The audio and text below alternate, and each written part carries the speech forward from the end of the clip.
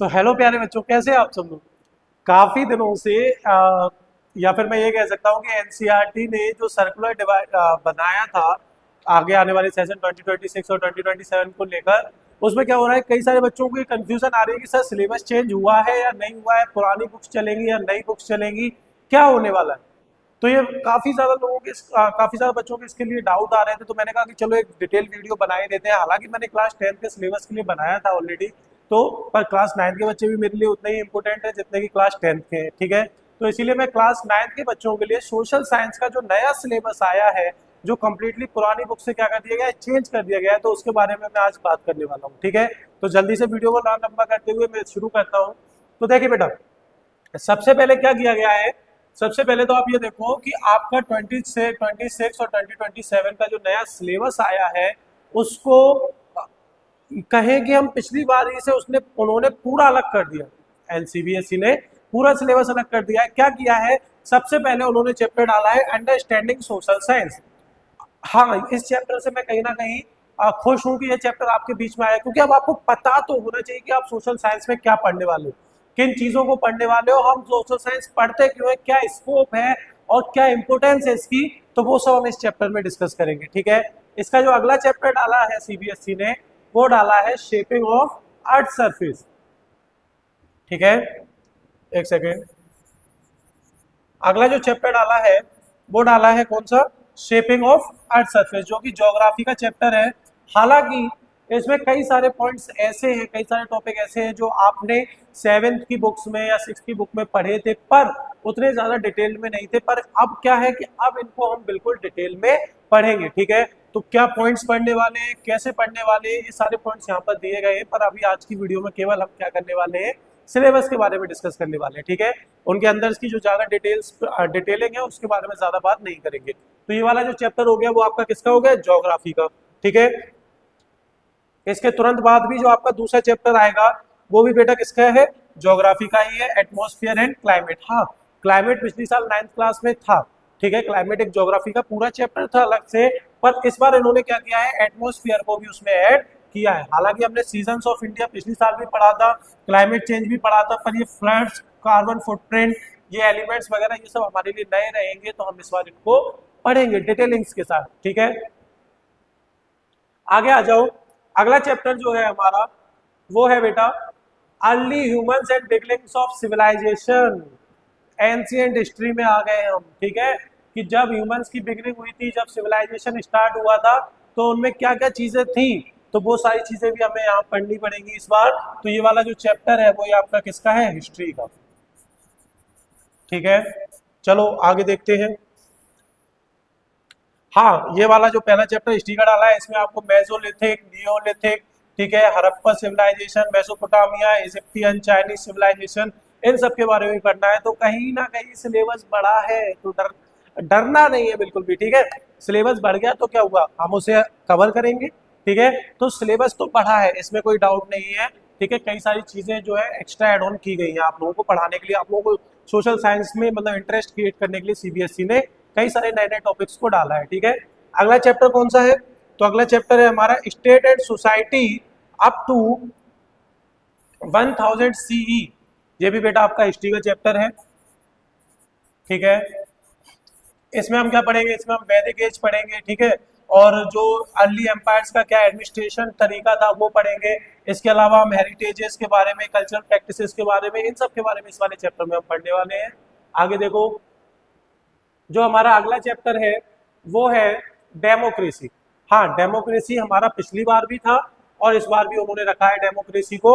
बस ये जो है हमारा पॉलिटिकल साइंस का चैप्टर है, ठीक है, जो कि पिछली बार भी था और इस बार भी उन्होंने ऐड किया है। हाँ, अब इसमें क्या किया गया है कि democratic system in the world, ये जो है नया ऐड किया गया है।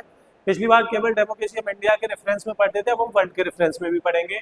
ओके, नेक्स्ट अगला जो चैप्टर है वो है हमारा इलेक्शंस, ठीक है। ये भी हमारा पॉलिटिकल साइंस का टॉपिक है, ठीक है। इसमें क्या है, factors of importance of election, okay.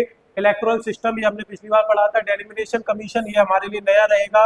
Election commission और उसका क्या रोल है ये हमारे पास पिछली बार भी था और इस बार भी रहेगा, ठीक है। कॉन्स्टिट्यूएंसी के बारे में हमने पिछली बार भी पढ़ा था। Electoral rules, enumerators, party system in India, ये जो है ये हमारे लिए क्लास 9th में नया रहेगा, बाकी सारा हमारा पहले का था और कुछ पॉइंट्स इसमें और एड ऑन होंगे। क्लियर? नेक्स्ट देखो, हाँ एक सेकेंड, इसमें अभी पीछे रह गया है, इसमें एक चैप्टर वो है बिल्डिंग ब्लॉक्स इन इकोनॉमिक्स। ठीक है, ये वाला जो चैप्टर है ये हमारा इको का आएगा। हालांकि पिछली बार वो जो द स्टोरी ऑफ पालमपुर करके चलता था, ठीक है, स्टोरी ऑफ पालमपुर, ये चैप्टर काफी ज्यादा पुराना हो गया था। The story of village Palampur, मतलब जो एक्चुअल इकोनॉमिक्स में चीजें आनी चाहिए थी, अब मुझे लगता है कि वो सारी चीजें क्या हो रही है, ऐड की जा रही है। ठीक है, स्टोरी ऑफ विलेज पालमपुर वही पढ़ते बार बार, तो कहीं ना कहीं इंटरेस्ट खत्म होता जा रहा था। अब ये नई चीजें जो है इसमें ऐड की गई है। ठीक है, तो ये जो है आपका पार्ट 1 रहने वाला है। ठीक है, पार्ट 1 में आपके टोटल कितने चैप्टर्स रहने वाले हैं, 8, और एक और चैप्टर है 9। ठीक है, पार्ट 1 में आपके 9 चैप्टर रहने वाले हैं। 9 चैप्टर क्या है कि the puzzle what drives the market, ये भी आपका इकोनॉमिक्स का है। ठीक है, बिल्कुल नया है, पिछली बार इसके बारे में कुछ भी नहीं दिया गया था, बिल्कुल नया चैप्टर आया है जिसमें हम डिमांड एंड सप्लाई के बारे में पढ़ेंगे, real deviations, concept, externalities, asymmetry, ये सारी चीजों के बारे में हम पढ़ने वाले हैं।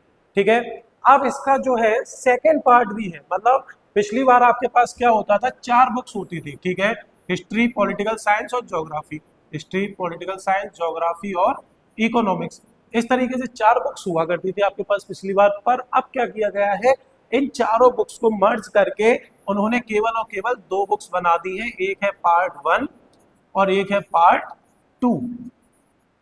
क्लियर? ठीक है, तो पार्ट 1 के जो जो चैप्टर्स थे वो मैंने आपको बता दिए। पार्ट 2 के भी चैप्टर्स के बारे में बात करें तो देखो, पार्ट 2 में जो पहला चैप्टर है वो है, एक सेकंड बेटा रुकना जरा, हाँ देखो, पार्ट 2 में जो चैप्टर है फर्स्ट वो है ओशियन एंड लाइफ, जो कि पिछली बार बिल्कुल भी नहीं था। ठीक है, इस बार उसको भी ऐड किया गया है और ये भी ज्योग्राफी का है। किसका है? ज्योग्राफी का।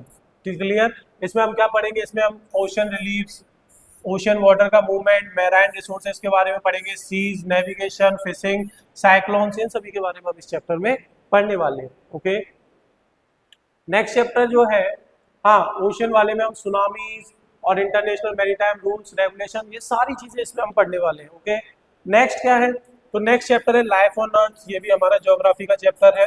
ठीक है, जिसमें हम बायोस्फीयर रिजर्व वगैरह के बारे में पढ़ेंगे। हालांकि बायोस्फीयर रिजर्व के बारे में पिछली साल भी था natural vegetation and wild life में, पर अब थोड़ा सा मुझे लगता है ये डिटेलिंग में हमें पढ़ना पड़ेगा। Forest and wild life conservation के बारे में पढ़ना पड़ेगा और government efforts to support forest dwellers, इन सारे टॉपिक्स के बारे में भी हमें क्या करना पड़ेगा, डिटेल्स में पढ़ना पड़ेगा। ठीक है, नेक्स्ट चैप्टर हमारा कौन सा आया है, ये देखो बेटा, नेक्स्ट आया है resistant and resilience 1000 CE 1700 CE, ये गया आपका हिस्ट्री। ठीक है, हिस्ट्री में गया ये आपका, इसमें भी आपको forts, fortification, expansion of Indian economy and state sovereignty, resistance, alliance, confederacies, इन सब के बारे में पढ़ना है। नेक्स्ट है हमारा इंडिया इन द वर्ल्ड, ये भी हमारा हिस्ट्री का है। ओके, 1900 BC 1200 CE तक, जिसमें हम Mesopotamia, Greece, Roman Empire, China, South East Asia, Greece, Rome, Central Asia, इन सब के बारे में पढ़ने वाले हैं। क्लियर? आगे देखो, नेक्स्ट चैप्टर जो है हमारा वो है ऑथोरिटी। ठीक है, ये भी हमारा हिस्ट्री का चैप्टर है। क्लियर? चलो, ये हो गया। अब इसके बाद देखो, नेक्स्ट चैप्टर जो है हमारा वो है आइडियाज टू स्टार्टअप। ये बिल्कुल नया कंसेप्ट है, ये बिल्कुल आपको नई चीजें सिखाई जाएंगी इसमें कि इंटरप्रेन्योरशिप क्या होती है, कैसे हम चीजों का स्टार्टअप कर सकते हैं, क्रिएटिव चीजें आएंगी। ठीक है, इसके अलावा इकोसिस्टम में क्या क्या चीजों के हेल्पफुल रह सकते हैं, ये सारी चीजें इसमें ऐड होंगी। तो ये भी आपका इकोनॉमिक्स का एक नया चैप्टर है। ओके,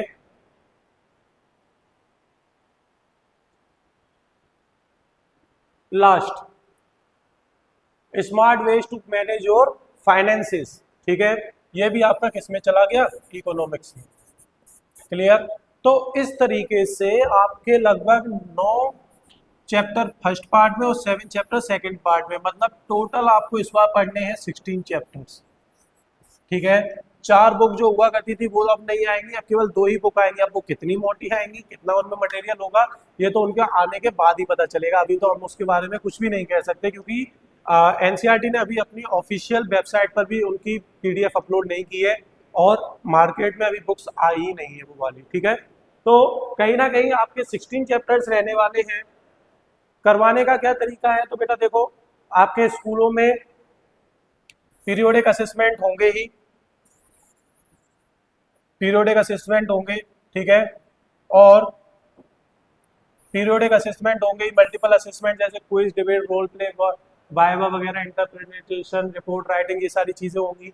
ओके, इसके अलावा ये सब्जेक्ट एनरिचमेंट, मतलब ये प्रोजेक्ट वर्क भी आपको करना ही पड़ेगा, ठीक है।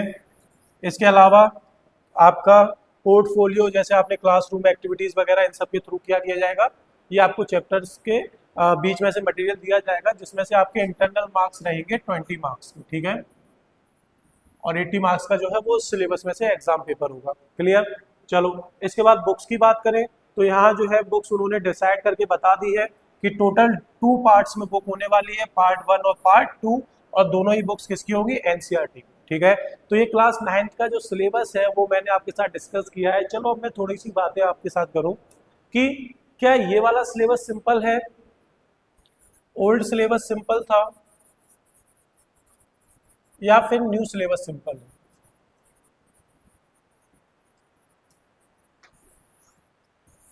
तो देखो, मैं आपको बताऊं, ओल्ड सिलेबस में आपने चीजें लिमिटेड पढ़ी थी, ठीक है। ओल्ड सिलेबस क्या था कि थोड़ा सा सिंपल लैंग्वेज में लिखा था। मैंने 8th की बुक्स देखी और 7th की बुक्स देखी, तो ओल्ड सिलेबस क्या था, थोड़ा सा सिंपल लैंग्वेजेस में लिखा था। बट न्यू सिलेबस जो है कहीं ना कहीं उसमें लैंग्वेज को टफ करके, ठीक है, और पॉइंट्स एक्स्ट्रा एड ऑन किए गए हैं, तो कहीं ना कहीं वो नए बच्चों के लिए क्या करेगा, थोड़ा सा प्रॉब्लम क्रिएट करेगा, ठीक है। बट आपको घबराने की बिल्कुल भी जरूरत नहीं है। एक बात याद रखना कि मैं जब तक हूं तब तक घबराना नहीं है, ठीक है, क्योंकि क्लास 9th के लिए मैंने अभी से ही तैयारी शुरू कर दी है पूरी। और इस बार क्या होने वाला है, इस बार ये होने वाला है कि MWF तीनों दिन आपको लगातार वीडियोस मिलेगी क्लास 9th के सिलेबस की, ठीक है। क्लास 9th का सिलेबस जो है डेली, मतलब डेली क्या कहें, वीक के अल्टरनेट में MWF में आपको अपलोड किया जाएगा। टाइमिंग जो रहेगी वो फिक्स रहेगी, टाइम जो रहेगा वो 6 PM का रहेगा, ठीक है। तो कहीं ना कहीं आप और मैं दोनों लोग मिलकर एक दूसरे की मेहनत, थोड़ी मेहनत मैं करूंगा, थोड़ी सी आप ज्यादा कर लेना, दोनों लोग मिलकर क्या करेंगे कि इस बार सिलेबस को अच्छे से कंप्लीट करेंगे, ठीक है। घबराना बिल्कुल भी नहीं है, सिलेबस चेंज हुआ है, हम चेंज नहीं हुए, हम वही पढ़ाएंगे जो आपको अच्छे से समझ में आए, ठीक है। तो चलिए मिलते हैं नेक्स्ट वीडियो में, तब तक के लिए बाय बाय, टाटा।